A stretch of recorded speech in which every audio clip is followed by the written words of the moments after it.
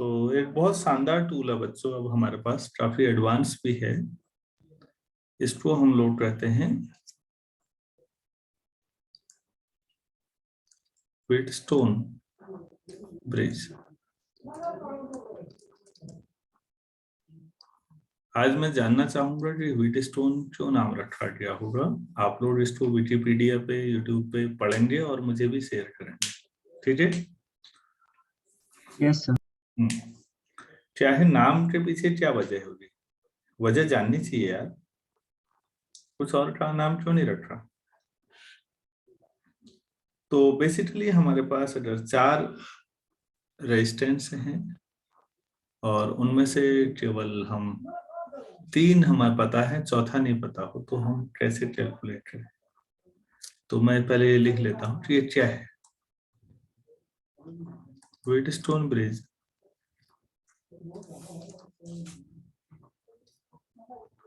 is an arrangement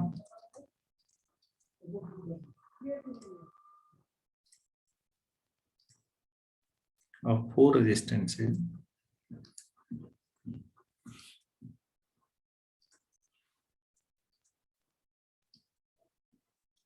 which can be used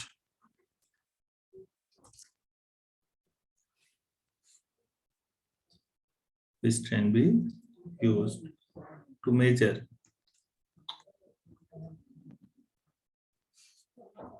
one of them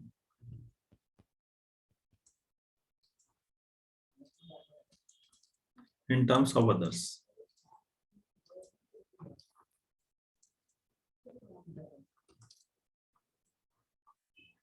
तो ये arrangement कैसा होगा? ये सरल वाला है, फिर इसको हम थोड़ा एडवांस बनाएंगे। आपके पास ये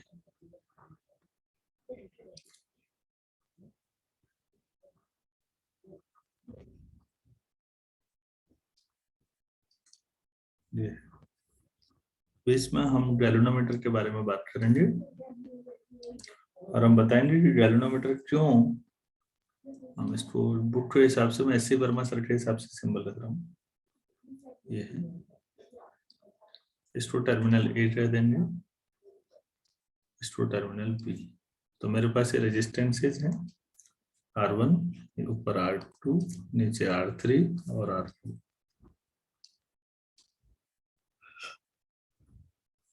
तो वोल्टमीटर के मुकाबले एक बेहतर डिवाइस है गैल्वेनोमीटर। आप लोगों को गैल्वेनोमीटर के बारे में बताया गया है क्लास में?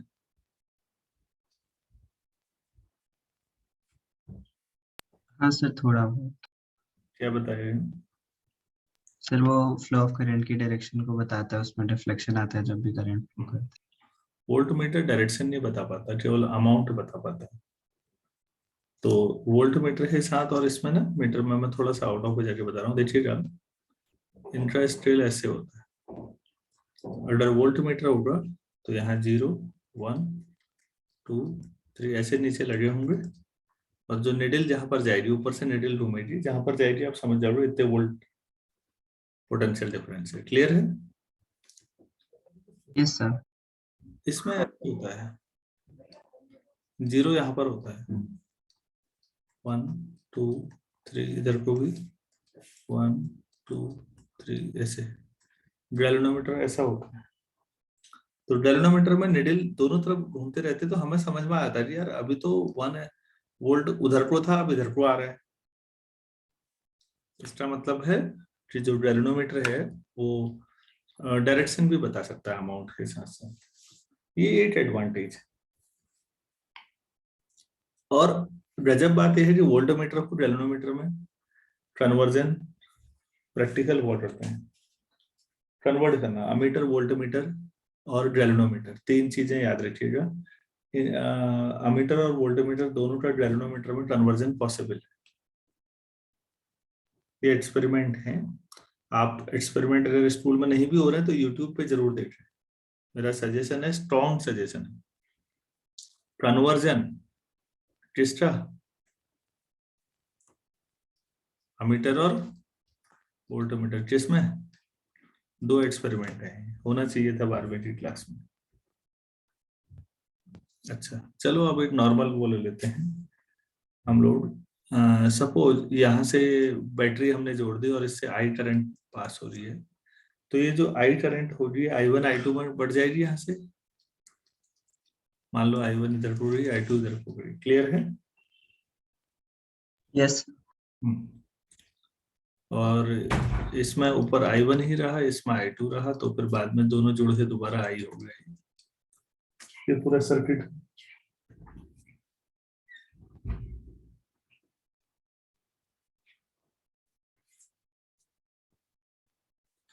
बैलेंस व्हीटस्टोन ब्रिज उसको कहते हैं बच्चों, जिसमें आर ये R1 R2 R3 R4 ऐसे हों कि गैल्वेनोमीटर की निडल 0 पे जाए। गैल्वेनोमीटर की निडल कहाँ पर जाए? सर 0 पे। 0 पर। जिस समय गैल्वेनोमीटर की सुई 0 पे चले जाएगी, ये इसको बैलेंस व्हीटस्टोन ब्रिज है।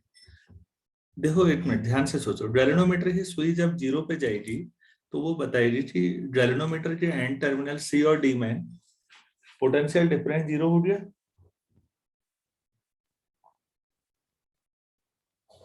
Yes sir. पोटेंशियल डिफरेंस 0 हो गया तो करंट भी 0 हो जाएगी वहां से। हाँ सर। करंट 0 हो जाएगी तो सी और डी के बीच फिर तार जोड़ के भी क्या फायदा जब करंट ही नहीं फ्लो हो रही है। आप तार उखाड़ दो, सोच लो, तभी वो I1 करंट हॉरिजेंटली I1 ही रहेगी, वरना I1 I2 में से जो ज्यादा होगा वो करंट थोड़ा बीच वाले तार से भी फ्लो हो जाएगी।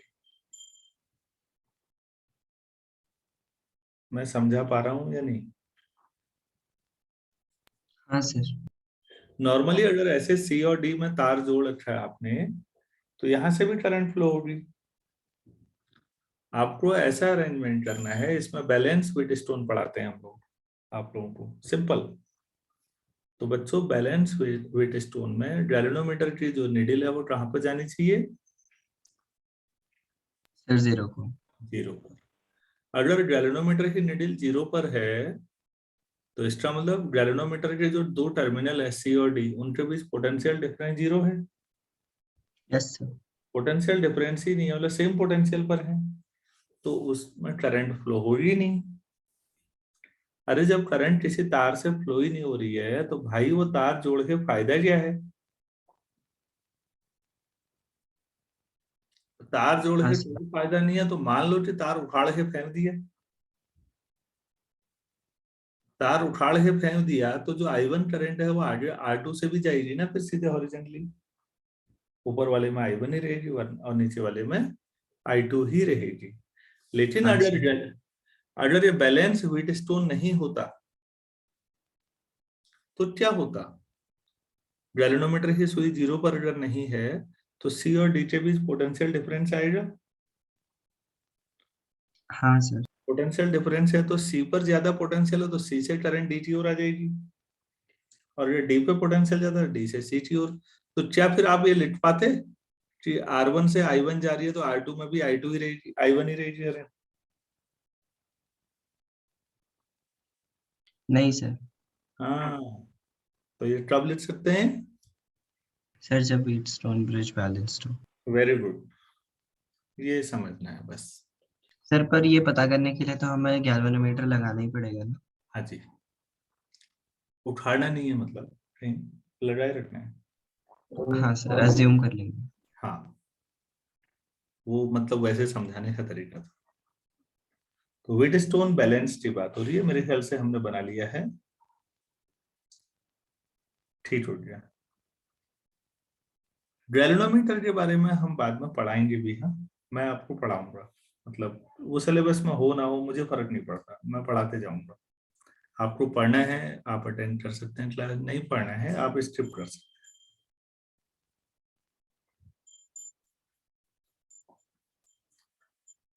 अच्छा, तो मैं इसको लिख लेता हूँ, ये करंट का जो डिस्ट्रीब्यूशन हो रहा है थोड़ा नोट्स में डाल देते हैं। देखिए, द करंट आई, समझते भी रहना, डायग्राम तो बनाए है आपने, from the battery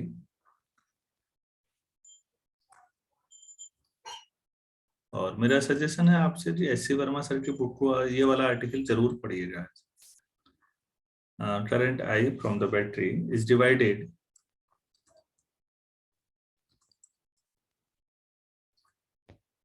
at A in 2 parts.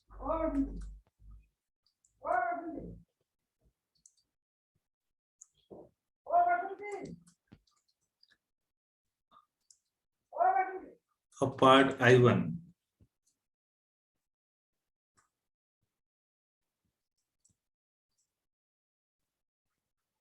goes through R1 and rest I2 मतलब I minus I1 ना, टोटल करंट हाँ कितनी सर, आई थी, उसमें से I1 ऊपर उड़ गई, तो आप ब्रैकेट में दैट इज लिखना चाहिए था, मैंने पूरा लिखा नहीं, I2 दैट इज I2 क्या हुई, I minus goes through R3.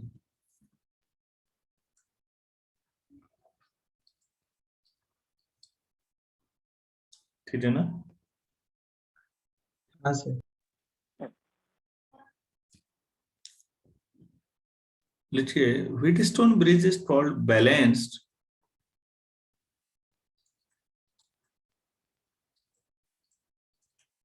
Wheatstone bridge is called balanced if there is no current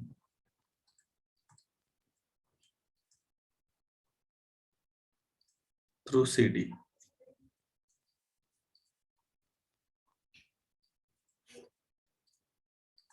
That is, ऐसा तभी हो सकता है जब potential at C equal to potential at D हो जाए.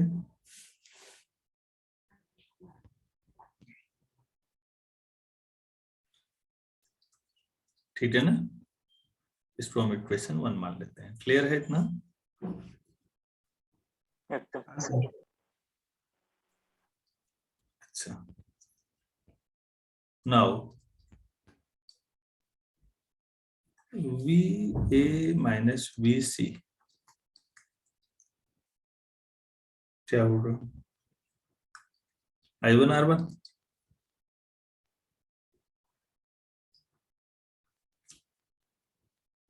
क्यों भाई?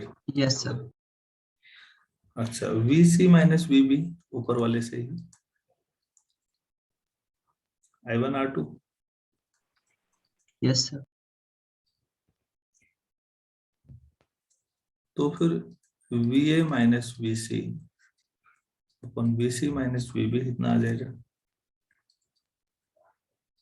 Sir R1/R2।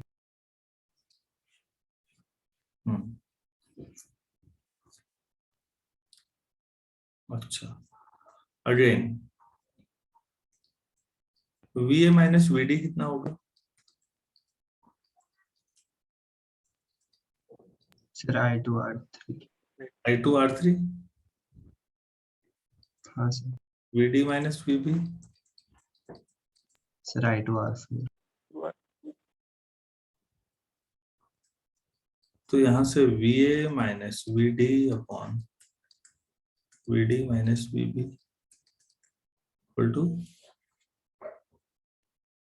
R2 upon R4.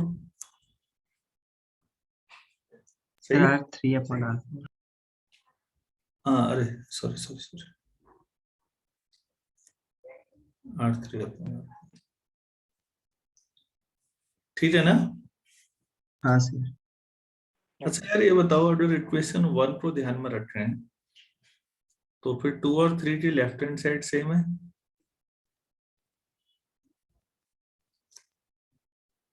Yes, Using 1, left hand side of equation 2 and 3 are same. इसका मतलब their right hand side must also be same.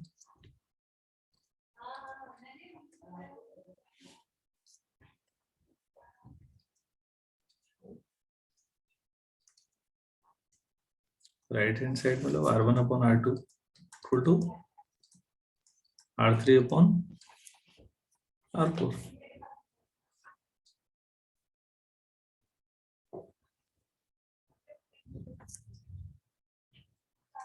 तो यही condition है बच्चों, this is the condition for balance Wheatstone bridge.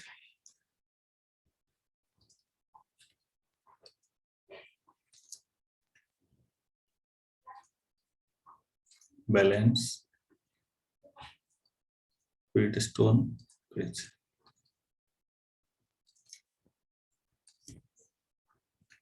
ऐसा तो नहीं, mathematically आप इसको ऐसे भी लिख सकते थे, R1 upon R3 equal to, वो तो मैथ्स हुई फिर। हाँ सर। ठीक है ना, या कई बार R4 निकालना पड़ता है। R4 कितना हुआ, R2 upon R1 times R3। R4 equal to R3 upon R2 into upon R1।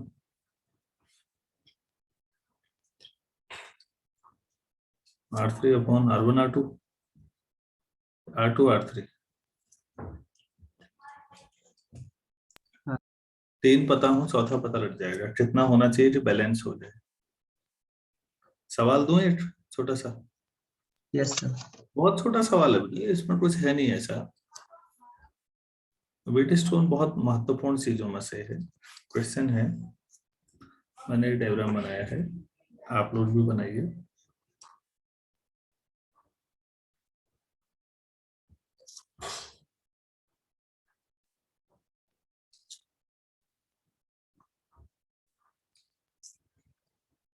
ये 10 ओम, 20 50, 20 ओम, बीच में 50 ओम,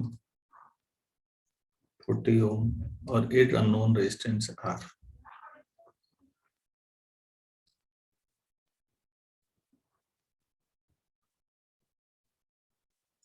ये A, ये B। क्वेश्चन है, find the value of R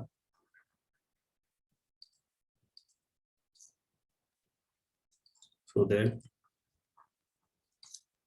there is no current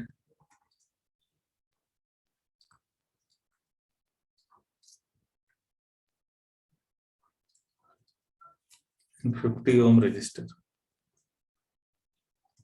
बताओ भाई। 20 ohms। बैलेंस व्हीटस्टोन के लिए 10 अपॉन 20 R अपॉन 40 हाँ सर। यही होना चाहिए। Yes sir. तो 1 upon 2 equal to R upon 40, तो R equal to 20 ohm. R 20 ohm का रेजिस्टेंस लगा दोगे तो 50 ओम में कोई करंट फ्लो नहीं होगी। अब चाहो तो 50 ओम के तार को उखाड़ फेंको, कोई दिक्कत नहीं। लगाए रखो तो भी कोई दिक्कत नहीं, उसमें करंट ही नहीं हो।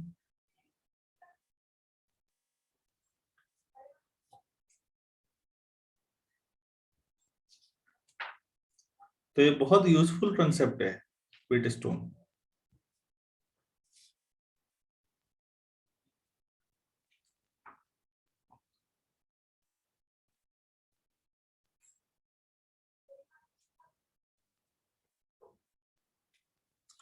अच्छा चलो एक सवाल और देता हूं फिर इस पर बेस्ड।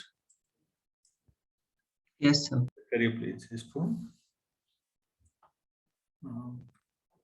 कोशिश करिए कि आप अपना दिमाग लगाएं, ऐसे ही बनाओ।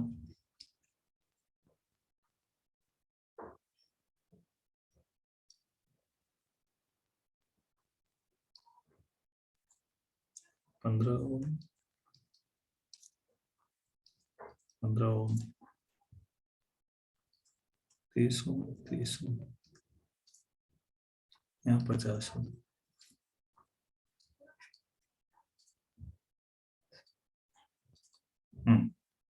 Find the equivalent resistance between A and B.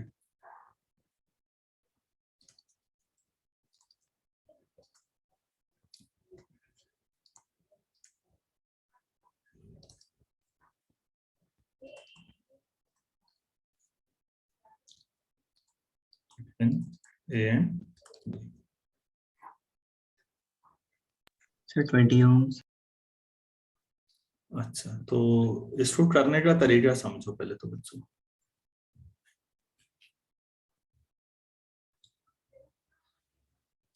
क्या ये बैलेंस व्हीट स्टोन है? पहले आप ये लिखोगे,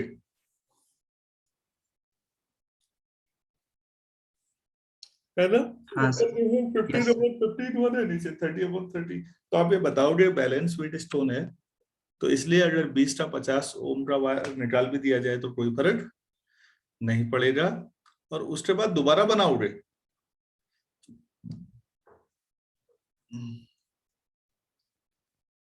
अब 15 ओम ये है, 30 ओम और 30 ओम पे ये है, तो फिर अब ऊपर 15-15 सीरीज में है तो 30 ओम। सर्किट जितना तोड़ तोड़ के बनाओगे उतना अच्छा तुम्हें भी समझ में आएगा, टीचर को भी समझ में आएगा, और टीचर को ये भी आएगा कि इस बच्चे को सारी चीजें पता है। और 30 और 60 है तो फिर पैरेलल आके फिर कर लो।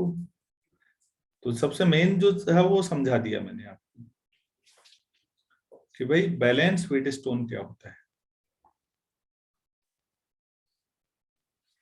इतना क्लियर है? हाँ सर. बैलेंस व्हीट स्टोन पे यूट्यूब पे भी बहुत अच्छे लेक्चर होंगे, किर्चॉफ लॉ पे भी बहुत सारे होंगे, किताबों में भी मिलेंगे ढेर सारे सवाल।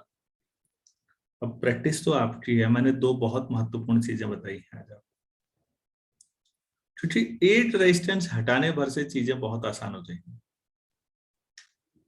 और किसी भी अच्छे एग्जाम को देने के लिए आपको ये चाहिए। तो आज इतना ही करते हैं, ठीक है? फिर 10 बजे जुड़ते हैं हम लोग मैथ्स के लिए। Thank you. Yes, sir.